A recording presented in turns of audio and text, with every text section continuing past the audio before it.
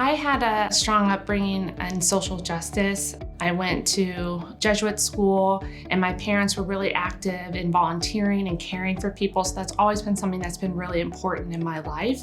Emily is fairly new to our firm, but she's not new to litigation. Emily had a career doing defense work before she ever came to us, so Emily knows how the defense sees our cases, how they try to spot weaknesses or holes in our cases. And because of that, now that Emily is here, she can help us understand how the defense views our cases in order that we can make them stronger and better.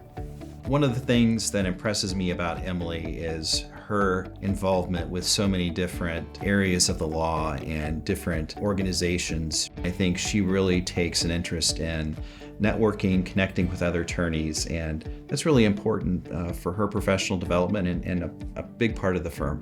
If I had to describe what I bring to the table, it would be a caring, empathetic, and knowledgeable skill set. Emily is a kind of person that is so caring.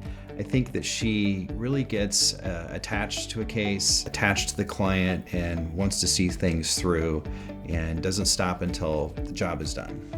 Emily brings energy to everything she does. She is so committed to advancing our client's case, both qualitatively and quantitatively. Emily rocks.